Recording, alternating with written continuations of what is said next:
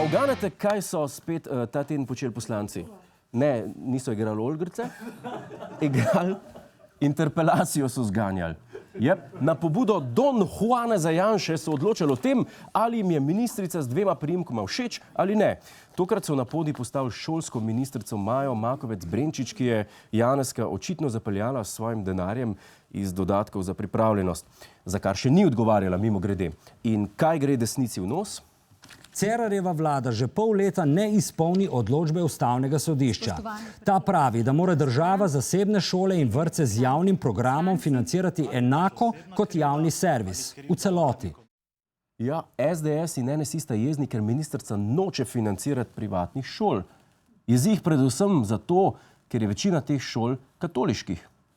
Še dobro, da pri nas ni muslimanske privat šole, ker pa bil Janša prvi proti financiranju privat šol. Zdaj, kakorkoli, ministrica je tnalo po pričakovanjih preživela. 48 poslancev jo je podprlo, 18 je bilo proti, 2 pa sta se vzdržala. Pa se pejmo malo osnovnošolsko matematiko, takšno, ki jo učijo tudi v javnih šolah. 48 poslancev za, 18 proti, 2 za nič. To je 68 poslancev. Zdaj, na zadnje, ko sem preveril, smo imeli pri nas 90 poslancev. In kje je zdaj ostalih 22?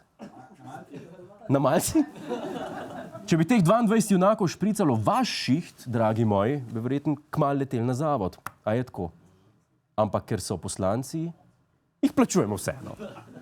Nadaljujemo. 18 je bilo proti ministrici. Interpelacijo naj bi podprlo 25 poslancev. A se meni zdi, ali pa na desnici ne vejo točno, kako se pritiska na gumbke. Kaj delajo tam? V vsakem primeru zmagajo vsi. Ministrica je obdržala šiht, Janez ga pa spet namočil. Dajmo, Janez!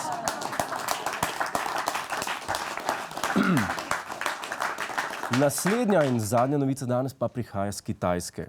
Vem, daleč je gospa, ampak dajmo skupaj potrpeti. Boste malo zaigrali vmes.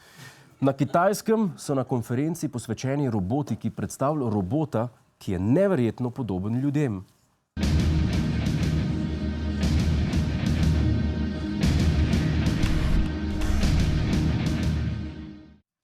Ok, robota, ki je podoben ljudem. Pa kaj? Take že poznamo. In to ne samo enega.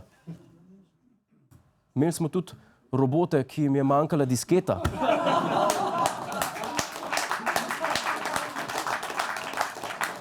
Se zgodi. No, v Pekingu so predstavili robota, ki je mojster oblikovanja različnih pisav in uporablja čisto človeške gibe.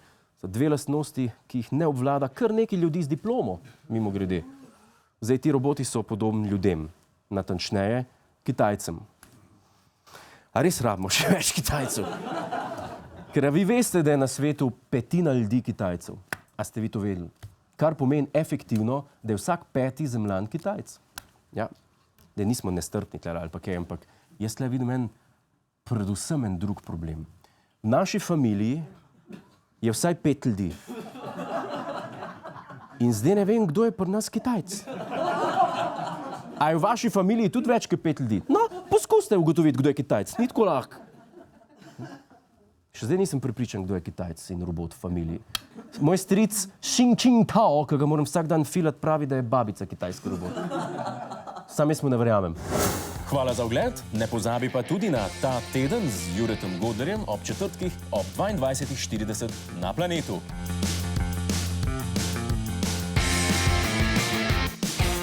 Hej tujec, polajkaj nas na Facebooku, posledi nas na Twitterju in naroči se na naš YouTube kanal.